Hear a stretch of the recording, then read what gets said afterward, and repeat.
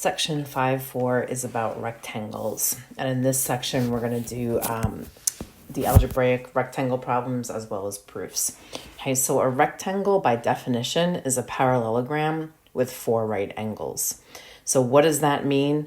A rectangle is going to have all the same properties of your parallelograms. So they're going to have the 5 properties of the parallelograms, like opposite sides are congruent, opposite sides are parallel, opposite angles are congruent, consecutive angles are supplementary, and the diagonals bisect each other. Okay, plus it has 4 right angles and the diagonals are congruent. So in 1 and 2, the quadrilateral is a rectangle and we want to find each missing measure. So the first thing that we want to find is AB. Okay, so AB is this side. It's directly opposite side DC, which means if DC is 27, AB is also 27. Next thing that we need to find is EC. If AE is 15, that means that EC is also 15 because, again, the diagonals bisect each other. And then the last thing that we need to find is DB. Okay, the diagonals of a rectangle are congruent. So if this piece is 15 and this piece is 15, that entire diagonal would be 30, which means that DB is also going to be 30. For number 2, we have some angles that we need to find this time. So the first one that we need to find is XWY. XWY is this angle right here. Hey, if the diagonals are congruent and they bisect each other, that's going to make this piece congruent to this piece, which is going to make the angles opposite that also congruent. So in other words, this is going to be an isosceles triangle. So those 2 angles right there are going to be equal. I'm going to pick a different letter. I'm going to call it T. So if this angle is T, that angle is also going to be T. So if I look at this triangle and I want to solve for T, I can do T plus T plus 64 equals 180, or 2T plus 64 equals 180. Subtract 64 from both sides, and 2T is going to equal 116. Divide both sides by 2, and T is going to equal 58. So that first angle that I need to find measures 58. Change colors to find my second one. The second one we need to find is YXZ. So YXZ is going to be this angle right here. We just found this angle was 58, and altogether this is a right angle. So a right angle has 90 degrees. So if I have 90 degrees and I've used 58 of it already, that would leave 32 left over for this piece. So that angle is 32. Next one I need to find is WVZ. WVZ is this angle right here. Okay, that is supplementary, where it forms a linear pair with 64.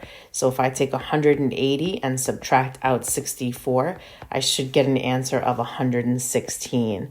So this angle here is 116. The next one that we need to find is XWZ. Okay, and XWZ is this angle right here. And again, that's going to be a right angle because it's a rectangle and there is 90 degrees in a right angle. So angle XWZ equals 90. And then another one that we need to find, our last one that we need to find, is XZY. So XZY,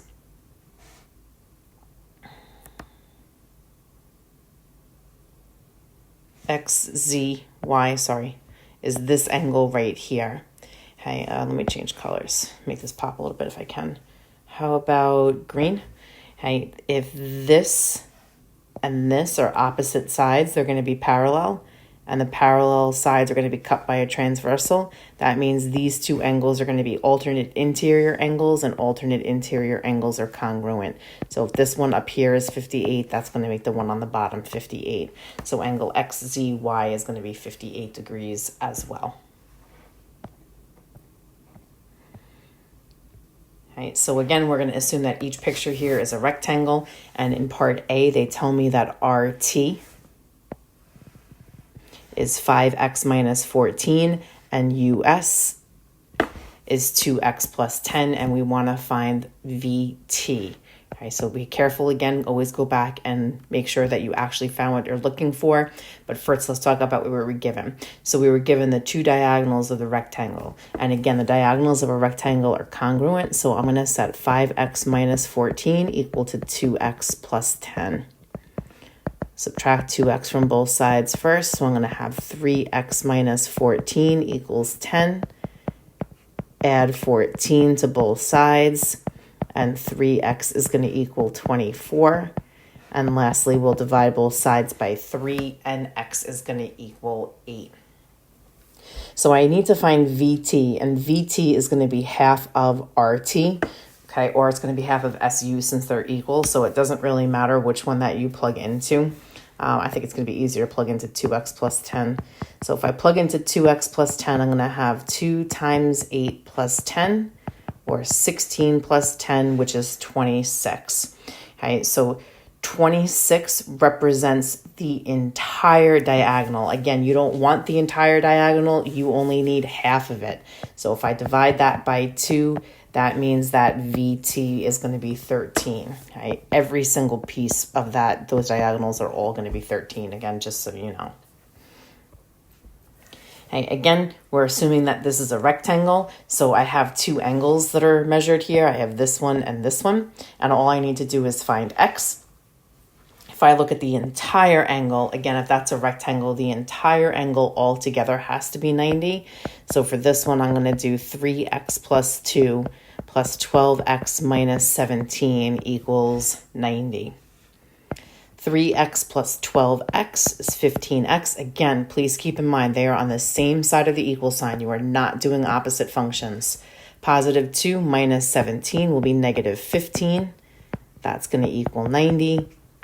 Add 15 to both sides, and 15x is going to equal 105.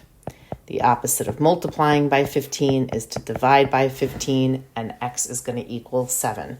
Again, you are only asked to find x. You found x. You're done. Okay, and now here is going to be the proof that's going to go along with this section. So again, just like in the last section with parallelograms, you can be given something as a parallelogram, or you can be asked to prove that something is a parallelogram. It's the same thing here. You could be given a rectangle or asked to prove that something is a rectangle. But here I know my big shape ABCD is a rectangle, so you're going to be able to use all the properties of a rectangle inside of your proof, and eventually we want to prove that triangle ADC, one highlighted in green, is congruent to triangle BCD, which is the one highlighted in red. So again, we're going to have our statements and our reasons. And just like always, the first thing that's going in there is your givens. So I have ABCD is a rectangle. And again, the reason that I know that that's true is it's given. Okay, that's the only thing that I'm given. And eventually I have to prove that those two triangles are congruent. So we're going to have to use some properties of a parallelogram here. One that's jumping out at me, AD is going to be congruent to BC. Why?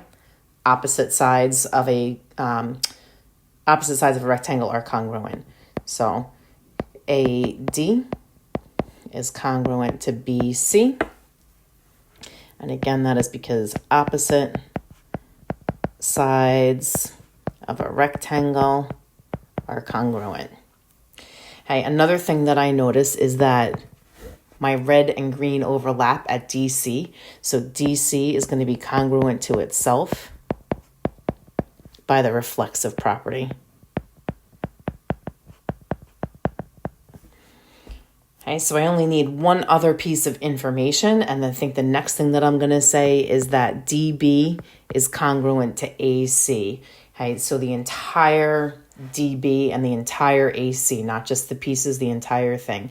Those are the diagonals of the rectangle. They're also full sides of the green triangle and the red triangle. And those are going to be congruent because the diagonals of a rectangle are congruent. So AC is congruent to DB. And that is because diagonals of a rectangle are congruent. And I think I finally have enough information to say that the two triangles are congruent.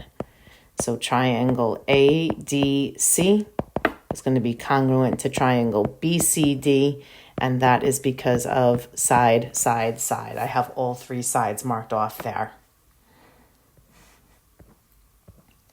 And our last question for today, a parallelogram must be a rectangle when it's, what happens here? Okay, are the diagonals perpendicular? Okay, so did we talk about the diagonals being perpendicular in a rectangle? No. So that's out. Are the diagonals congruent if it's a rectangle? And yes, they are. So that's going to be our answer. Are opposite sides parallel? Yes, opposite sides are parallel, but opposite sides are also parallel in a parallelogram. So just because opposite sides are parallel does not make it also a rectangle. It makes it a parallelogram at best. Okay, and opposite sides are congruent. Again, opposite sides are congruent. Doesn't have to be a rectangle. It can also be a parallelogram at that point. So you can't say that it's definitely a rectangle. So if you have a parallelogram, to make it more specifically a rectangle, again, you would either have to show that it has right angles or that the diagonals are congruent. And again, that's the choice here. So the diagonals have to be congruent.